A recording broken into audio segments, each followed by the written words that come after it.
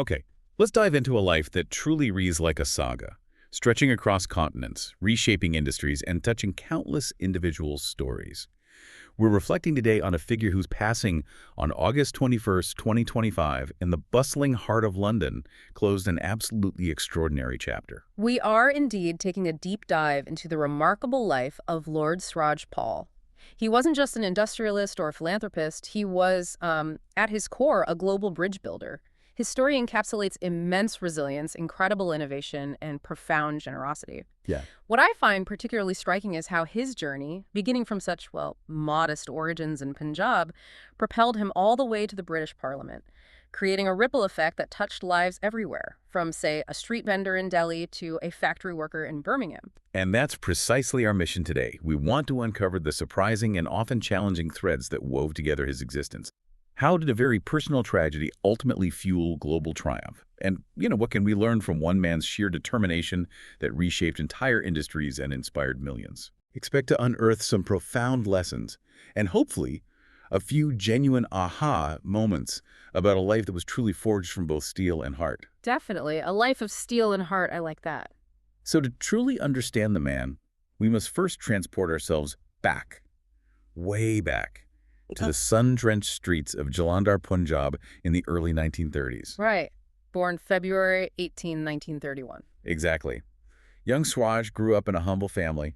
His father ran a small foundry, carefully crafting brass utensils, the kind that still echo with history in Indian kitchens today.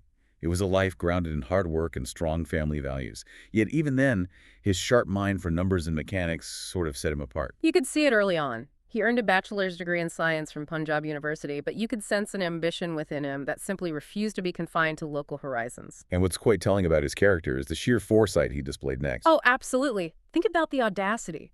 A young man from Jalandhar in the 1950s navigating the incredibly complex world of American academia. A different world back then. Totally different. He literally crossed oceans to pursue and ultimately earn both a bachelor's and then a master's degree in mechanical engineering from the prestigious Massachusetts Institute of Technology, MIT, finishing up by 1952. Wow, MIT in 52. Yeah.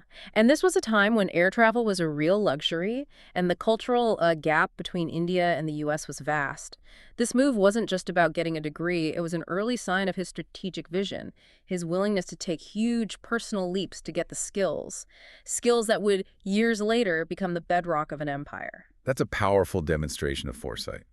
After MIT, he returned to India, immersing himself in the family business as it expanded into Kolkata. But life, as it so often does, dealt him a devastating blow that would irrevocably redefine his path. A real turning point. In the mid-1960s, a profound tragedy struck his young family. His daughter, Ambika, just a toddler, was diagnosed with leukemia. Can you imagine the desperation? A father uprooting his entire life, leaving behind everything familiar, in a heart-wrenching decision to relocate to the United Kingdom in 1966. Right, seeking advanced medical care at London's Great Ormond Street Hospital, hoping the UK's then-nascent National Health Service offered a glimmer of hope. A desperate hope. Sadly, fate had other, more painful plans.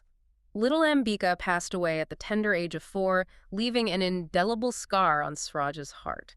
This was more than a personal loss. It ignited a profound fire within him. It's that idea of post-traumatic growth, isn't it? Exactly, transforming immense grief into a powerful, constructive purpose.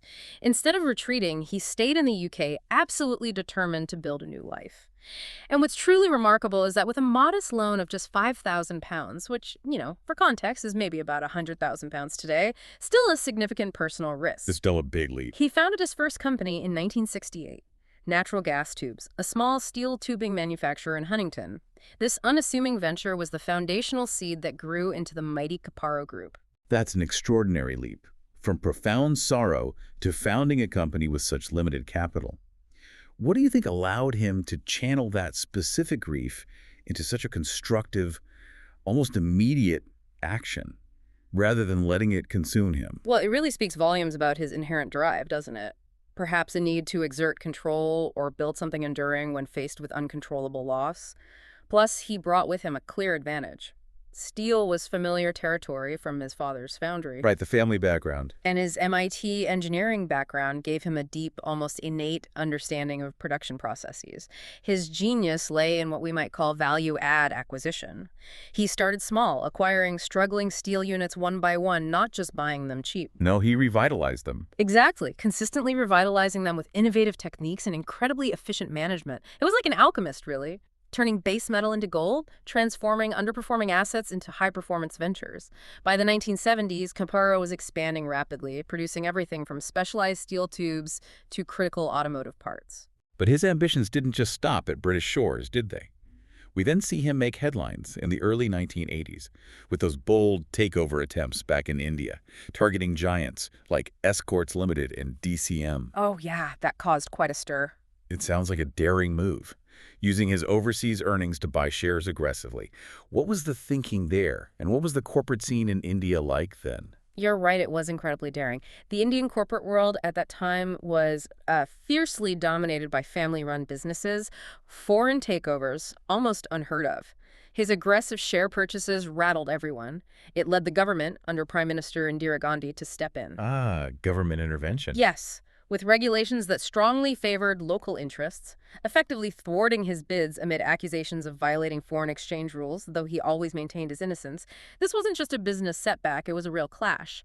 His bold, globalized approach versus India's then protectionist economic policies. Shows his audacity, though. Absolutely.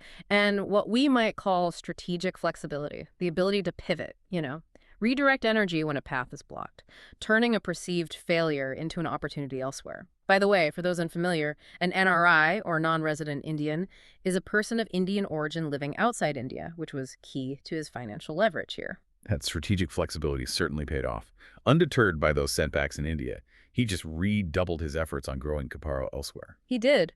By the 1990s, Caparo had become a multinational powerhouse. Headquartered in London, yes, but with extensive operations spanning the UK, North America. His continued presence in India, interestingly, and the Middle East. Quite the footprint. Huge! At its peak, it employed over 10,000 people, manufacturing everything from essential steel products, engineering components, even venturing into property development. His personal wealth climbed significantly, estimated £2 billion by 2025, landing him, 81st on the Sunday Times Rich list? Impressive numbers. But it's more than just the wealth, right? It represents countless jobs, boosted economies. And significant innovations, like advanced steel alloys used in modern cars and construction. Vital stuff. And his son, Akash, played a key role too. Joined the family business back in 1982, eventually leading Caparo India, expanding its global reach. Right, keeping it in the family, but also growing it globally. You mentioned a joke about an honorary doctorate. Ah, yes. Lord Paul often joked about awarding Akash an honorary doctorate while he was Chancellor of the University of Wolverhampton, a rare but apparently board-approved father-son moment. A bit of his wit shining through. His significant contributions naturally garnered widespread recognition. He was knighted by Queen Elizabeth II in 1978 for his services to industry, becoming Sir Swraj Paul. A huge honor. And then in 1996, he was elevated to the House of Lords as Baron Paul of Marylebone. Becoming a life peer. Maybe explain that briefly for listeners. Sure. A life peer is appointed to the House of Lords, the UK's upper house of parliament, for their lifetime. They're chosen for their expertise and experience, not elected. They contribute wisdom, advise on legislation. So, as Lord Paul, he championed causes close to his heart: education, international trade, diaspora rights. And remained active even into his 90s. Remarkable. Truly earned immense respect from his peers across the political spectrum. Beyond the accolades and the business empire, what was the deeper motivation behind his extensive philanthropy? Was it just a sense of duty or something more profound, more personal? Profoundly personal, a true embodiment of what we discussed earlier, turning pain into purpose. The tragedy of losing Mbika directly led to the creation of the Mbika Paul Foundation back in 1970. Right after her passing. Yes. And this charity has poured millions into children's health and education worldwide. A beautiful, tangible example, the Mbika Paul Children's Zoo at London Zoo. A place she loved. Exactly, a place Mbika loved dearly. He often shared, you could hear the emotion, the London Zoo is where she was always the happiest. It's a living memorial. And his life saw further profound personal losses. His son Angad in 2015, tragically, and then his beloved wife Aruna in 2022. After 65 years of marriage, He fondly described them as 65 argument-free years. Quite something. It really is. And he established poignant memorials in their names as well, like the Lady Aruna Swraj Paul Hall at the Indian Gymkhana Club in London, which now hosts community events. He said at its inauguration, "This hall is a tribute to my wonderful wife whom I miss very much."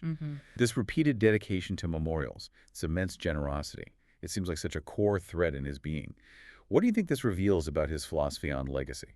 It truly underscores a philosophy of legacy-driven impact. In his own words, from his memoir Building My World, it was about giving back what life had given him. A principle deeply rooted in the Indian values of seva, or selfless service. It's not just about what you accumulate, But what you leave behind. yeah, precisely. How you invest in future generations in the community. His generosity extended significantly to universities, too. Chancellor of the University of Wolverhampton for over 26 years. Similar roles at Westminster. Thames Valley University. He personally funded countless scholarships, new building, Helping thousands access education. transforming lives, absolutely. And his ties to India, despite his global success and those earlier corporate hurdles, remained utterly unbreakable, didn't they? Completely. As an NRI, he passionately advocated for stronger bilateral relations between the UK and India, actively supported trade deals, cultural exchanges. He met with leaders across the spectrum, from Indira Gandhi to Narendra Modi, offering invaluable insights on economic reforms, diplomatic efforts. That connection was clearly valued. Prime Minister Modi's condolence message, shared on August 22, 2025, underscored this deep connection, highlighting Lord Paul's unwavering support for closer ties with India. It was a constant throughout his life. Beyond his political and philanthropic influence, what made Lord Paul such an engaging and memorable figure in person? What was he like off stage, so to speak? Well, beyond the solemn boardrooms and parliamentary chambers, Lord Paul apparently had a really captivating presence. His wit, for one, was legendary. Like the doctorate joke? Exactly. Or other quips in interviews. He had an undeniable love for cricket, too often sponsoring matches, connecting with fans and players worldwide. And stories abound of him quietly mentoring young entrepreneurs, sharing tea and thoughtful advice in his Marylebone office, just offering guidance. A real mentor figure. Seems so. He also authored inspiring books like Beyond Boundaries, detailing his incredible journey, motivating readers to dream big. And that famous steeliness that often came up in interviews. It wasn't just a pun on his industry. It felt like a true reflection of his unyielding resolve, his inner strength. As we reflect on his passing in '94, it's abundantly clear that Lord Swraj Paul's impact endures profoundly. Caparo continues under Akash's leadership, still employing thousands across the globe. His foundations continue their vital work, aiding countless children daily. Absolutely. And his seat in the House of Lords stands as a powerful, lasting symbol of immigrant success and immense global contribution. We've seen how resilience, innovation, and an unwavering purpose truly defined his incredible, singular journey. Indeed. His life wasn't just about accumulating wealth, was it? It was about weaving purpose into every single endeavor. That's the heart of it, I think. Think about it. A man who faced profound personal losses, yet instead of crumbling, he built something eternal that continues to give back. His story offers powerful insights into how the human spirit can triumph over adversity. What stands out to you as the most valuable lesson from his journey? For me, it's that profound reminder that perseverance truly pays off. Not just financially, but in creating a lasting legacy that transforms challenges into opportunities for growth and generosity. Lord Paul's journey from that small foundry in Jalandhar to global industrial heights and philanthropic leadership, it really teaches us that while challenges, big or small, are part of the ride, They're inevitable. it's how we navigate them that truly defines our impact. We encourage you, the listener, to perhaps ponder this. How can you take your own challenges, both big and small, and transform them into something meaningful, something that contributes to the world around you? Thanks for diving deep with us today.